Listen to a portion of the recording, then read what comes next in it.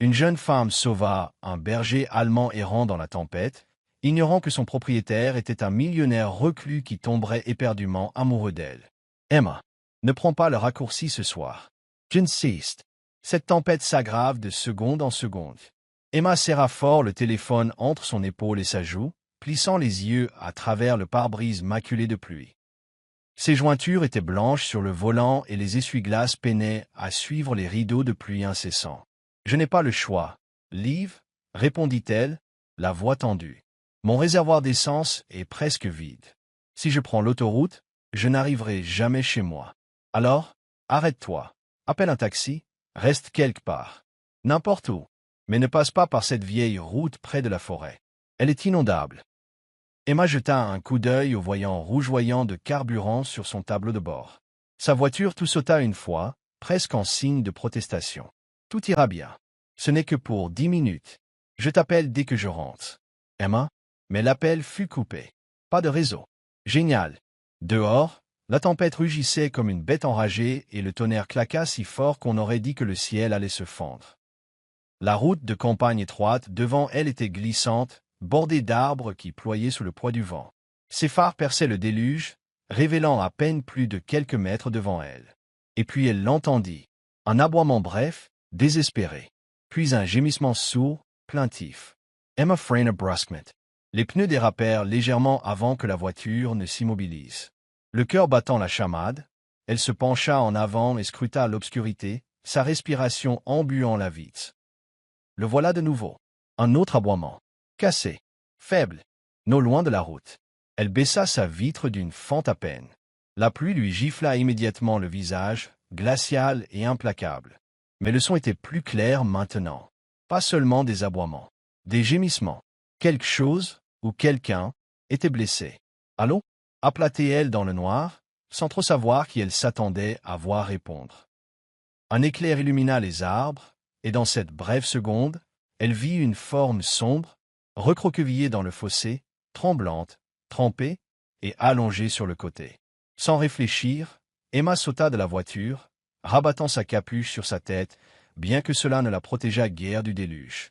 Elle pataugea dans les flaques, glissant légèrement dans la boue en se dirigeant vers la forme. En s'approchant, son cœur se serra. C'était un berger allemand, grand, fier, mais maintenant tremblant de froid et de douleur. Sa patte avant gauche était tordue à un angle étrange, et sa fourrure était emmêlée de boue et de sang. Pourtant, malgré son agonie évidente, le chien ne grogna ni n'aboya contre elle. Il la regarda simplement avec de grands yeux pleins d'âme qui brillaient même dans l'obscurité. « Oh mon Dieu !» murmura-t-elle en s'accroupissant à côté de lui. « Et, tout va bien maintenant. Je m'occupe de toi. » Le chien gémit de nouveau, essayant de lever la tête. Emma tendit lentement la main, le laissant renifler sa main trompée. Quand le berger allemand ne tressaillit pas, elle glissa ses bras sous son corps, serrant les dents sous son poids. Il était plus lourd qu'il n'en avait l'air. La pluie la cinglait plus fort alors qu'elle luttait pour retourner à la voiture, berçant le chien blessé comme un enfant. Son jean était trempé, ses chaussures gargouillaient à chaque pas. Le temps qu'elle ouvre la portière arrière et dépose doucement le chien sur le siège, elle grelottait elle aussi. Elle sauta sur le siège conducteur, les dents claquant, les mains tremblantes, non pas de peur, mais d'adrénaline et de froid.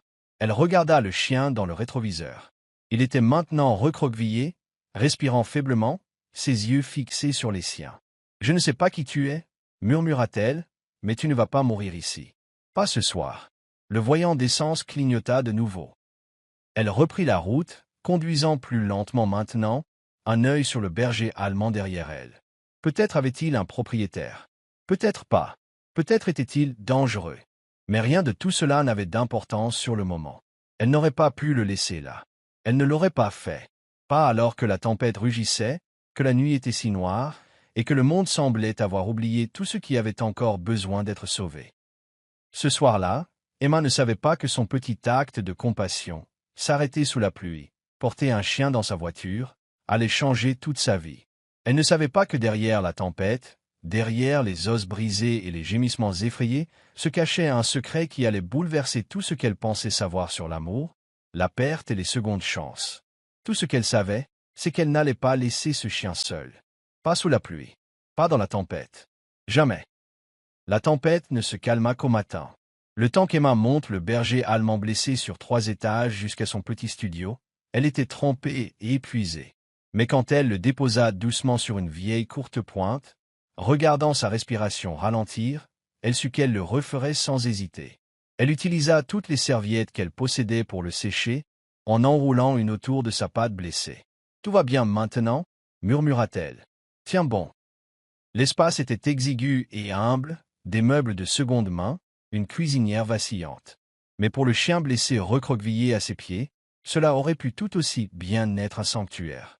Emma resta éveillée toute la nuit à côté de lui, regardant sa poitrine se soulever et s'abaisser au rythme du doux bourdonnement du radiateur. « Stormy » murmura-t-elle finalement, caressant sa fourrure humide. « C'est ton nom maintenant, parce que tu es venu à moi dans la tempête. » Le lendemain matin, le vétérinaire confirma que sa patte avait été fracturée, mais qu'il était autrement en bonne santé.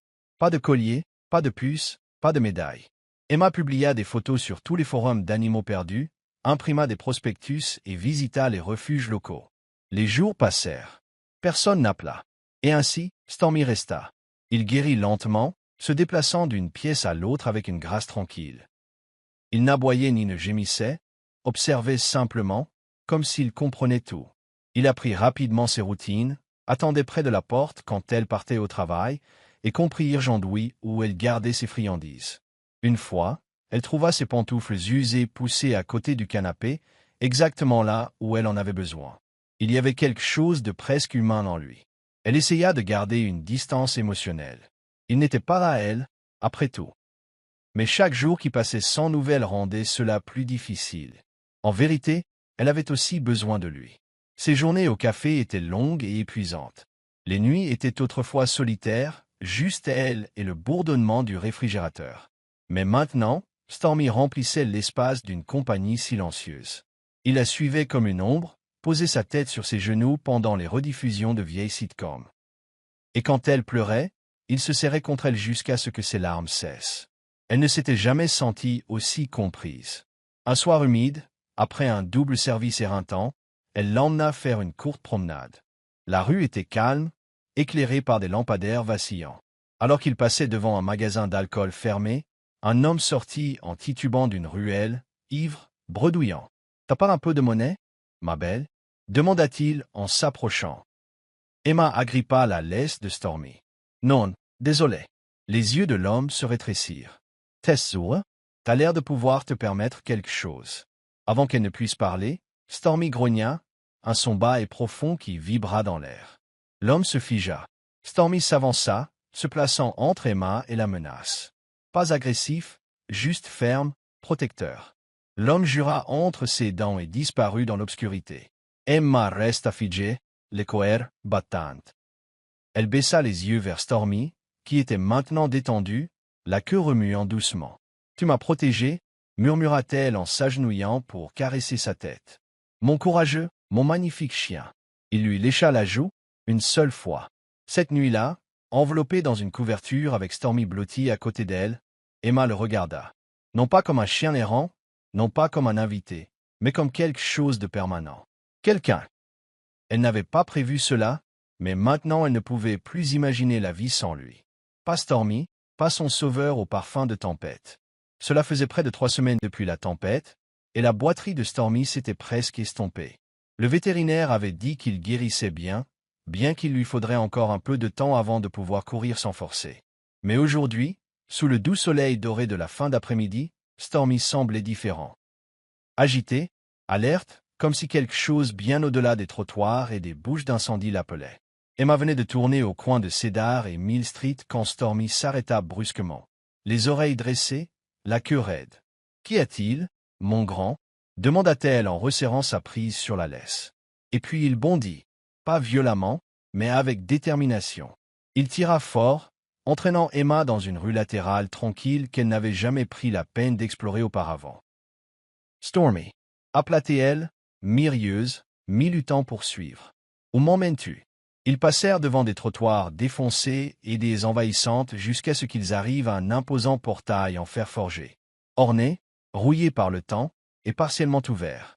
Au-delà se dressait un manoir, ou ce qu'il en restait. La vieille maison était drapée de lierre et d'ombre, ses colonnes autrefois grises ébréchées et usées, les fenêtres voilées par des années de poussière. Elle avait l'air abandonnée, comme sortie d'un conte de fées oubliées. Stormy s'arrêta juste au-delà du portail, la queue basse mais remuante, fixant la maison. Emma regarda Otterdale. Stormy, nous ne devrions pas être ici. Juste à ce moment-là, la porte d'entrée grinça et s'ouvrit. Un homme âgé apparut sur le porche, vêtu d'un gilet gris et d'un pantalon qui semblait appartenir à une autre époque. Ses cheveux blancs étaient soigneusement peignés, mais ses mains tremblaient légèrement sur la rampe. Il ressemblait à un fantôme invoqué par la maison elle-même. « Qui » commença l'homme, puis s'arrêta net. Ses yeux tombèrent sur Stormy. Le chien, lui aussi, s'était figé. Pendant un instant, le temps lui-même sembla s'arrêter. L'homme fit un pas chancelant en avant. « Knight » murmura-t-il, la voix brisée. « C'est vraiment toi ?» Emma cligna des yeux. « Knight ?»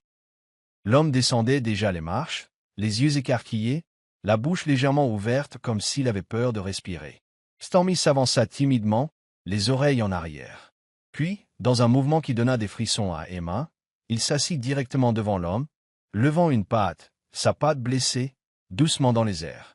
L'homme tomba à genoux, des larmes coulant librement sur ses joues. « Oh, mon garçon !» suffoqua-t-il. « Mon courageux, mon têtu garçon !» Emma se tenait là, abasourdie. Elle avait l'impression d'avoir erré dans le souvenir de quelqu'un d'autre. Il fallut plusieurs minutes avant que l'homme ne se ressaisisse. Il se leva, s'essuyant le visage, et se tourna vers Emma. « Je suis désolé, dit-il d'une voix rauque. Vous devez me prendre pour un faux. S'il vous plaît, voudriez-vous entrer ?» Emma hésita, regardant l'imposante maison derrière lui. « Je vous promets, c'est sûr, » ajouta-t-il rapidement. « Yeah. J'aimerais juste savoir comment vous l'avez trouvé. » Quelque chose dans sa voix, fragile et profondément sincère, la convainquit. Elle hocha la tête. À l'intérieur, le manoir était faiblement éclairé, mais étonnamment intact. Le hall d'entrée portait des traces de grandeur passée, un lustre couvert de poussière, des portraits délavés tapissant les murs, et des meubles anciens recouverts de draps blancs. L'air sentait les vieux livres et quelque chose de vaguement floral, comme des roses séchées. L'homme la conduisit à une véranda avec de hautes fenêtres et des fauteuils en velours usés. Il lui fit signe de s'asseoir, puis disparut brièvement et revint avec 2 tasses de thé. « Je suis Wallace » dit-il en s'installant dans un fauteuil en face d'elle. « J'étais le gardien de ce domaine. Je le suis toujours, je suppose. » Emma hocha lentement la tête. « Je suis Emma, et lui, c'est... » « Eh bien, je l'ai appelé Stormy. Wallace Surratt Fablement. Il a toujours aimé la pluie. » Il y eut une pause. Puis Emma demanda. « Alors, son vrai nom est Knight ?» Wallace hocha la tête. Oui, Knight appartenait à Monsieur Alexander Grave. Le nom évoqua quelque chose de vaguement familier dans la mémoire d'Emma. Ses yeux se plissèrent. « Attendez, je connais ce nom. C'est probable, » dit doucement Wallace. Il y a des années, Monsieur Grave était partout. Les gros titres, les magazines, les revues technologiques. Il a bâti l'une des plus grandes sociétés de logiciels privés du pays. Il a pris sa retraite avant d'avoir 40 ans. Un milliardaire autodidacte. La mâchoire d'Emma tomba. « Vous voulez dire, cette maison ?» ?»« Oui, » dit Wallace. « C'était son sanctuaire. Il a disparu de la scène publique il y a 5 ans. Personne ne l'a vu depuis. »« Pourquoi ?» Wallace baissa les yeux sur son thé. Il a perdu sa femme et sa fille dans un accident de voiture. Son chauffeur a perdu le contrôle sur le pont pendant une tempête. Knight était sur la banquette arrière avec elle. Il a survécu. Elle, non. Emma sentit son soufflet se couper. Elle baissa les yeux sur Stormy, Knight maintenant, paisiblement allongé sur le tapis, comme s'il se souvenait de tout. Monsieur Grave s'en est voulu, continua Wallace. Il a tout arrêté. Il n'a pas parlé à la presse ni à personne en dehors de cette maison depuis des années. Seulement à moi. Et puis, un jour, Knight s'est enfui. Alexander pensait qu'il ne le reverrait jamais. Emma cligna des yeux, le cœur endolori. Je l'ai trouvé cette nuit-là, pendant une tempête, moi aussi. Les yeux de Wallace embuaient à nouveau. Peut-être que la tempête l'a ramené là où il devait être. Emma regarda Knight. Son regard croisa le sien, et elle y vit plus qu'un chien. Elle y vit la mémoire, le deuil, la loyauté, et quelque chose d'autre, quelque chose de plus profond. Wallace se leva. Lysant Songfilet. Voudriez-vous rester un moment, mademoiselle Emma? Il devrait savoir. Il mérite de revoir Knight. Emma hésita. Elle n'avait aucune idée de quel genre d'homme Alexander Grave était maintenant, mais quelque chose lui disait que ce n'était pas seulement une question de rendre un chien perdu. C'était le début de quelque chose de bien plus compliqué, et peut-être de bien plus beau. Et ainsi, elle hocha la tête. Et resterai. Le salon était silencieux quand il entra. Emma le sentit avant de le voir, ce genre de présence qui remplissait un espace comme un vent d'hiver, silencieux, vif et impossible à ignorer. Alexander Grave entra dans la pièce avec l'aisance de quelqu'un habitué à commander, pourtant il portait une immobilité presque obsédante. Grand, mince, vêtu d'une chemise noire boutonnée et d'un pantalon sombre, il ne ressemblait en rien au magnate de la technologie qu'Emma avait autrefois vu sur de vieilles couvertures de magazines que Wallace lui avait montrées plus tard. Ses cheveux étaient parsemés de gris, son visage plus anguleux maintenant, des arêtes vives sculptées par la perte, non par le temps. Mais ce furent ses yeux qui la frappèrent le plus. Ils étaient d'un bleu glacial, cernés de fatigue, mais il y avait aussi de la douleur en eux, une douleur profonde et silencieuse. Et quand ses yeux se posèrent sur Knight, blotti au pied d'Emma, Alexander se figea, le souffle coupé, la mâchoire serrée. « Knight » dit-il, à peine plus fort qu'un murmure. Le chien leva lentement la tête, puis se dressa, boitant encore, mais stable. Il fit quelques pas lents vers Alexander. Pendant une seconde, Emma pensa qu'il pourrait courir dans ses bras, mais Knight s'arrêta à mi-chemin. Il leva les yeux vers son ancien maître, puis se tourna et regarda Emma, presque comme s'il attendait quelque chose. Une permission. Alexander tomba sur un genou. « Tu es revenu » murmura-t-il. Après tout ce temps. Knight s'approcha, frotta sa main contre celle d'Alexander, mais pas avec la joie frénétique qu'Emma avait vue chez d'autres chiens retrouvant leur propriétaire. C'était différent, doux, hésitant, une trêve fragile entre ce qui était et ce qui était devenu. Alexander de glutted difficilement. Je ne pensais pas mériter de te revoir. Emma regardait, ne sachant si elle devait rester ou sortir. Mais Knight ne s'éloigna pas non plus d'elle. Il resta entre eux, son corps tourné vers Alexander, mais ses yeux revenant souvent vers elle. Wallace apparut silencieusement dans l'embrasure de la porte et fit à Emma un petit signe de tête pour qu'elle reste assise. Après plusieurs moments de silence, Alexander se leva et se tourna vers elle. « Vous l'avez trouvé » dit-il. Emma hocha la tête. Il était étendu dans un fossé, blessé. Il pleuvait à verse. Je ne pouvais pas le laisser. Sa voix était ferme, mais distante. Vous êtes la première personne à franchir ce portail depuis des années. Je ne pensais même plus que quelqu'un remarquait cette maison. Votre chien, si, dit doucement Emma. Il m'a attiré ici. Alexander jeta un coup d'œil à Knight, son expression illisible. Il est parti le jour de l'anniversaire. Le 3e, pour être exact. De ma femme et de ma fille. Les mains d'Emma se serrèrent sur ses genoux. Elle ne parla pas, sentant qu'il avait besoin de le faire. Je conduisais cette nuit-là, continua-t-il, la voix basse. Il était tard. Elles étaient fatiguées. J'ai pensé que nous pourrions rentrer plus vite si je prenais le pont. La tempête était pire que je ne le pensais. La voiture a dérapé. Elles sont parties en quelques secondes. Ses doigts tremblaient à ses côtés, mais il ne s'assit pas. Knight était sur la banquette arrière. Il s'est extirpé de l'épave en griffant. Il s'est assis au bord de la route pendant des heures jusqu'à ce que quelqu'un le trouve. Il ne m'a jamais quitté après ça. Jusqu'à cet anniversaire. Puis il est parti. Emma ravala la boule qui lui montait à la gorge. Vous pensiez qu'il vous avait quitté pour vous punir? Les yeux d'Alexander se tournèrent vers elle. Il n'y avait pas de colère là, juste la vérité brute. Oui, le silence s'installa de nouveau dans la pièce, mais cette fois, il était plus épais. Emma baissa les yeux sur Knight, qui était revenu à ses côtés. Il posa sa tête sur son pied, les yeux mi-clos. Je pense qu'il ne supportait plus la douleur, dit-elle doucement. Peut-être avait-il besoin d'espace, tout comme vous. Alexander l'étudia longuement. Puis il s'avança et s'agenouilla de nouveau à côté de Knight. Merci, dit-il, non pas au chien, mais à elle. Sa voix se brisa légèrement. Vous l'avez gardé en sécurité. Emma sourit faiblement. Il a fait la même chose pour moi. Elle se leva, frottant ses paumes sur son jean. Je devrais y aller. Knight leva rapidement la tête, la regardant. Alexander hocha lentement la tête. Vous en avez fait plus qu'assez. Je vais prendre des dispositions pour... Mais avant qu'il ne puisse finir, Knight se leva et se dirigea vers Emma, pressant doucement son corps contre sa jambe.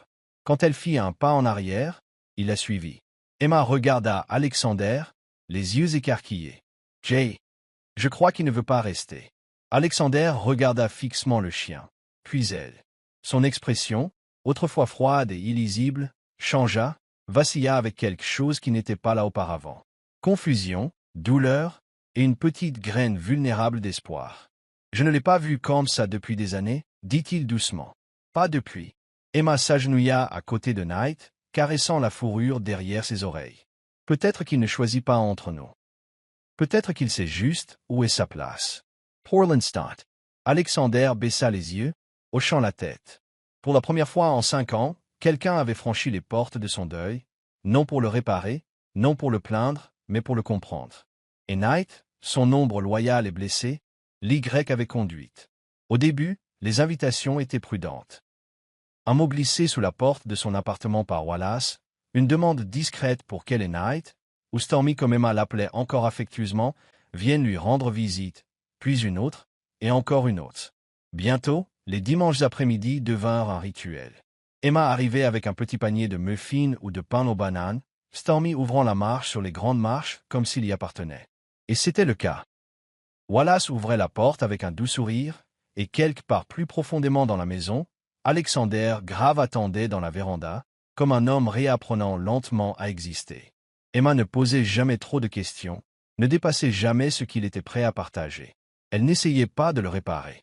Elle se présentait simplement, avec sa chaleur, ses histoires, et un rire qui résonnait dans les couloirs vides comme le vent bruissant à travers des rideaux oubliés.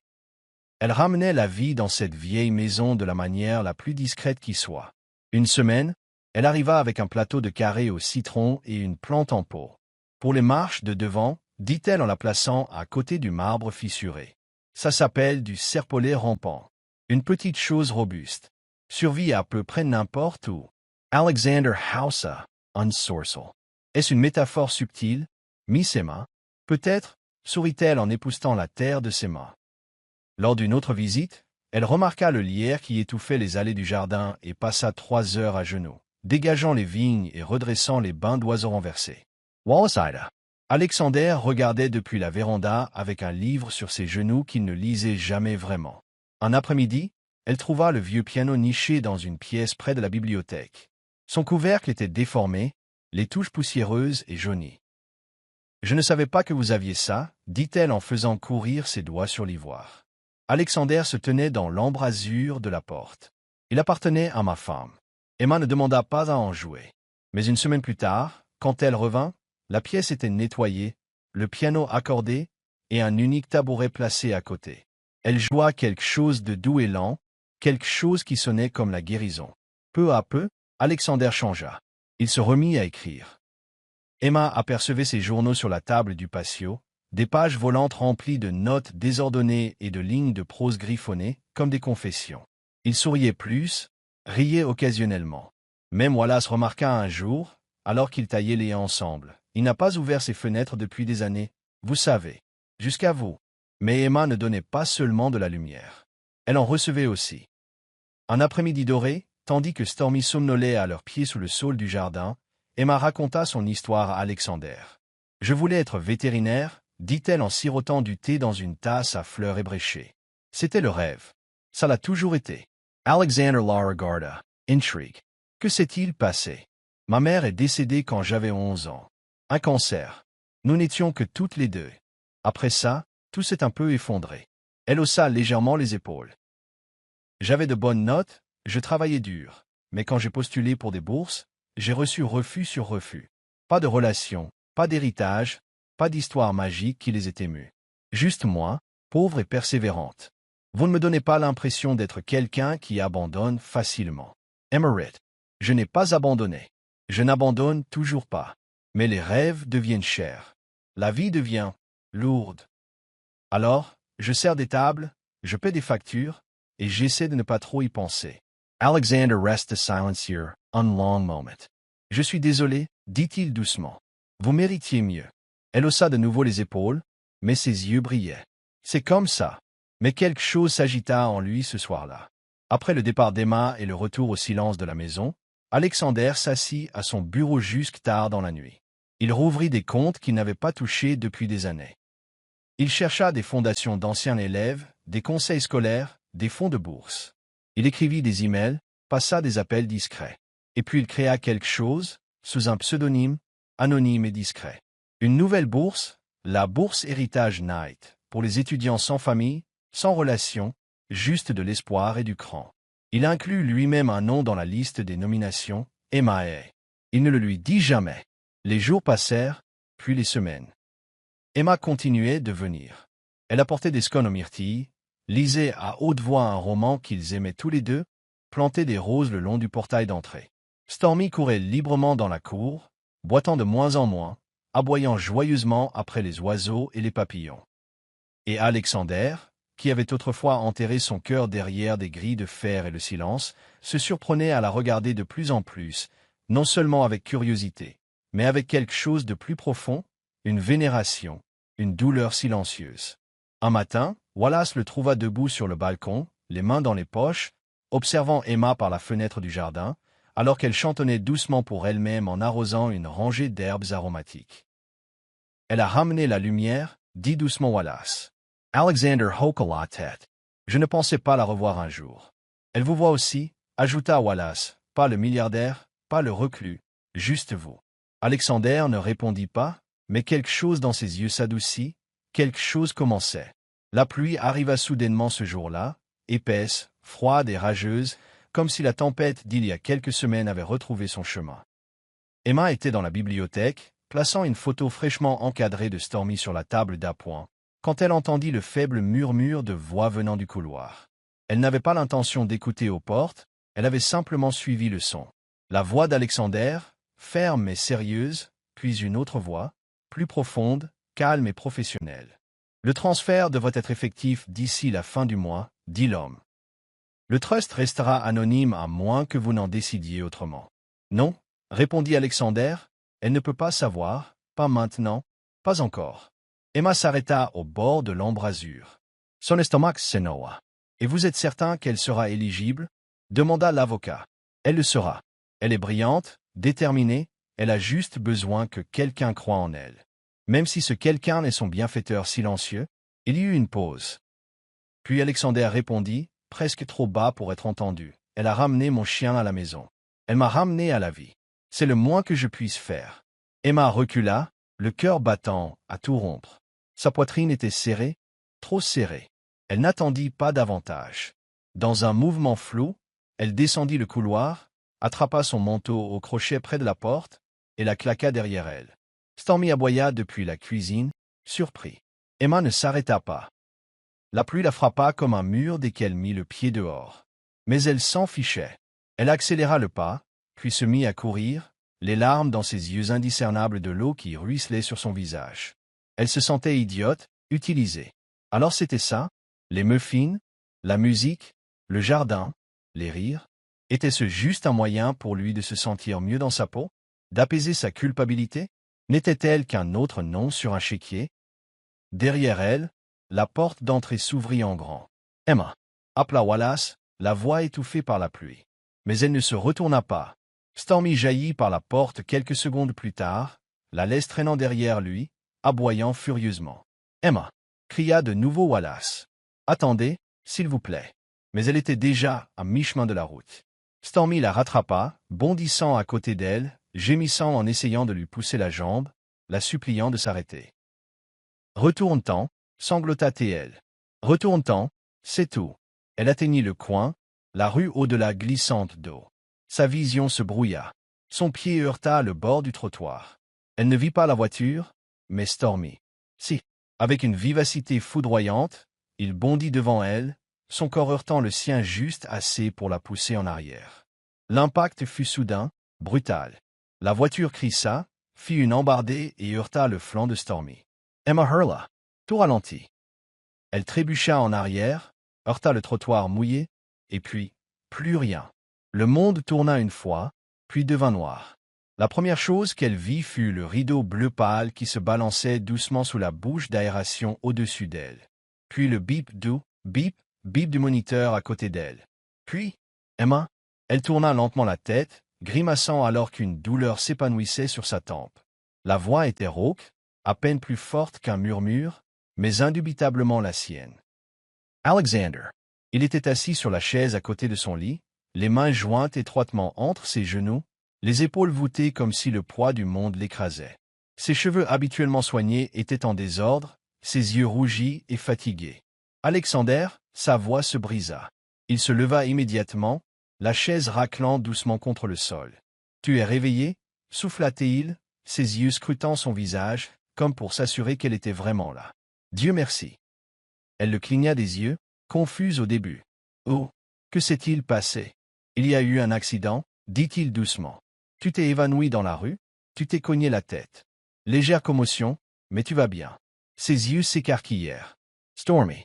Knight, où est-il? » Alexander sourit à travers un nouvel éclat de larmes. « Vivante. » AMGRI fait feu accent aigu, courageux comme toujours. Le vétérinaire dit qu'il ira bien, bien que sa patte soit dans le plat. Voilà, c'est avec lui maintenant. Emma laissa échapper un souffle tremblant et se laissa retomber sur les oreillers. Un soulagement la submergea comme une marée. Puis le silence. Pendant un long moment, aucun d'eux ne parla. Finalement, Alexander s'approcha, la voix tremblante. « Emma, j'ai besoin de te dire quelque chose, et j'ai besoin que tu m'écoutes vraiment. » Elle tourna la tête, ses yeux rencontrant les siens. Il expira. « Je n'ai pas créé la bourse pour acheter ta loyauté ou ton affection. Je l'ai fait parce que tu mérites l'avenir dont tu rêvais. Tu l'aurais mérité avec ou sans moi. Je voulais juste aider à alléger le fardeau. » Les yeux d'Emma brillèrent. « J'ai passé des années à essayer de payer pénitence pour le passé. Je pensais que si je m'enterrais dans le silence, je me sentirais enfin moins coupable. » Il marqua une pause, sa voix s'adoucissant. « Mais toi, tu as apporté la lumière dans un endroit que je pensais ne plus jamais voir briller. » Des larmes montèrent aux yeux d'Emma. « Je ne veux pas seulement t'aider à retourner à l'école, dit-il. Je veux que tu restes. Je veux que tu fasses partie de la vie qu'il me reste. Toi et Knight. Je veux entendre ton rire dans les couloirs. Je veux voir ton jardin fleurir chaque printemps. Je veux entendre le piano, et je veux que tu saches que ce n'est pas parce que je me sens redevable envers toi. » Il s'approcha, plaçant doucement sa main sur la sienne. « C'est parce que je suis tombé amoureux de toi, Emma. » Son soufflet s'écoupa. Elle le regarda fixement, les yeux écarquillés, les lèvres entr'ouvertes. Alexander gloussa doucement, secouant la tête. « Je sais que je suis plus âgé. Je sais que ma vie est un labyrinthe de deuil et de fantômes. Mais je sais aussi que cette maison ne s'est pas sentie comme un foyer depuis 5 ans. Pas avant que tu n'y entres. » Emma cligna des yeux, des larmes coulant sur ses joues. « Je suis désolée, murmura-t-elle. Je pensais que tu essayais de tout contrôler. Je n'avais pas compris. J'ai juste... » Elle déglutit, sa voix se brisant. « Personne n'a jamais cru en moi comme ça. Je ne savais pas comment gérer ça. » Alexander serra doucement sa main. « Tu n'as pas à t'excuser. Juste, reste. » Emma rit doucement à travers ses larmes. « Tu es sûr de ça? Tu vas te retrouver avec une étudiante à moitié fauchée, un chien qui boite, et un jardin d'herbes aromatiques qui refuse de rester en vie. » Alexander sourit, les coins de sa bouche se plissant avec quelque chose de doux et de réel. « Ça ressemble à tout ce dont j'ai toujours eu besoin. » Elle tendit la main vers lui, amenant sa main à sa poitrine. « Je veux rester aussi, murmura-t-elle. » Et dans cette chambre d'hôpital silencieuse, sous des lumières stériles et des bips doux, 2 cœurs brisés retrouvèrent leur rythme. Dehors, la pluie avait cessé, et quelque part dans le couloir, un berger allemand avec une patte plâtrée aboya une fois, doucement, joyeusement, comme s'il connaissait déjà la fin. 3 ans plus tard, le jardin derrière le domaine des Graves s'était transformé. Autrefois enchevêtré de vignes et d'ombre, il fleurissait maintenant de roses, de lavandes, de tournesols et du doux bourdonnement de la vie. Les oiseaux gazouillaient dans les grands chênes. La fontaine chantait à nouveau. Et la maison, autrefois silencieuse, résonnait maintenant de rires, de musique et des pas feutrés d'un chien nommé Stormy. Emma se tenait sous le saule, une main reposant doucement sur le dos de Stormy, l'autre tenant sa toque de diplômé. Sa fourrure était un peu plus grise, ses pattes encore raides de l'accident, mais son esprit était intact. Elle sourit. Dr. Emma Hayes, DVM. La bourse de la fondation Stormy Light l'avait soutenue. Ce n'est qu'en dernière année qu'elle avait appris la vérité. Alexander l'avait créé, en l'honneur de Knight, mais pour elle. Elle baissa les yeux sur Stormy. On a réussi, mon grand, murmura-t-elle. Derrière elle, la moustiquaire de la porte s'ouvrit avec un grincement familier. Alexander entra dans la lumière du soleil, vêtu d'un costume gris clair, les cheveux un peu plus longs, le visage plus doux. Dans ses mains se trouvait un livre fraîchement imprimé. « J'ai quelque chose pour toi, » dit-il. Emma Hausa Unsourcel. Encore un best-seller de développement personnel? Il sourit. Pas tout à fait. Elle prit le livre, lisant le titre à haute voix, quand la pluie la ramena à la maison. À l'intérieur de la page de garde se trouvait une dédicace, à la fille qui a ramené mon chien à la maison et a emporté mon cœur avec elle en partant. Pour Emma, ma lumière dans la tempête. Les yeux d'Emma s'emplirent de larmes. Tu continues de me faire pleurer, murmura-t-elle en souriant à travers ses larmes. Alexander prit sa main. Tu rends les choses faciles. Juste à ce moment-là, Wallace s'appela depuis la véranda. Ils sont là. Tout le monde est prêt. Emma se tourna, le souffle coupé. Tu es sûr de ça? Le taquina-t-elle. Tu épouses quelqu'un qui parle plus aux chiens qu'aux gens. Il lui serra la main. Et tu épouses quelqu'un qui pensait que le silence pouvait enterrer le chagrin. On s'en sortira. Elle rit, et la musique commença. La cérémonie fut intime. Des amis, quelques professeurs, des voisins, et Wallace, se tenant fièrement au fond, un mouchoir à la main. Des pétales jonchaient l'allée du jardin sous une arche blanche et douce. Mais le moment que tout le monde attendait arriva quand Stormy trotta dans l'allée, portant un minuscule nœud papillon, un ruban autour de son cou tenant 2 alliances en or. Les invités gloussèrent doucement alors qu'ils s'arrêtaient loyalement aux côtés d'Alexander. Puis Emma apparut, dans une robe de dentelle fluide, rayonnante de force et de joie, mais non pas de la facilité, mais de la survie. Quand elle l'atteignit, Alexander murmura « Tu me coupes le souffle ». Elle sourit. « Tant mieux. Tu en auras besoin pour les vœux. » Leurs voix tremblèrent. Leurs promesses ancrées dans la douleur partagée, l'amour et la guérison. Quand les alliances furent échangées, Stormy aboya fièrement, scellant le moment de joie. Après la cérémonie, les invités déambulèrent dans le jardin fleuri, sirotant de la limonade. La musique jouait sous le vieux chêne. Wallace était assis sur la véranda, les yeux embués. Stormy s'approcha et posa doucement sa tête sur le genou de Wallace. Le vieil homme lui sourit, puis regarda vers Alexander et Emma qui dansaient sous le saule, son rire résonnant comme des carillons éoliens. « Tu l'as ramené à la vie, n'est-ce pas, mon grand ?» murmura Wallace. Stormy remua la queue en réponse. Il revit vraiment. Dans la maison autrefois hantée par le silence, le rire vivait maintenant. Dans le jardin, autrefois flétri par le chagrin, l'amour avait pris racine profondément. Et dans le cœur d'un homme autrefois perdu, une jeune femme et un chien avaient planté quelque chose d'éternel, l'espoir. Parfois, les tempêtes de nos vies ne viennent pas pour nous détruire. Elles viennent pour déblayer le chemin vers quelque chose de magnifique. Emma pensait juste sauver un chien errant cette nuit-là. Mais en vérité, Stormy les a tous sauvés, reliant les cœurs de 2 âmes solitaires qui avaient presque oublié ce que signifiait se sentir vivante. Parce que parfois, l'amour retrouve son chemin par les routes les plus inattendues. Si cette histoire vous a touché le cœur, n'oubliez pas d'aimer, de partager et de vous abonner à Histoire qui touche l'âme, où nous vous apportons des récits qui guérissent, inspirent et nous rappellent la magie discrète qui existe encore dans le monde. Nous vous retrouverons dans la prochaine histoire.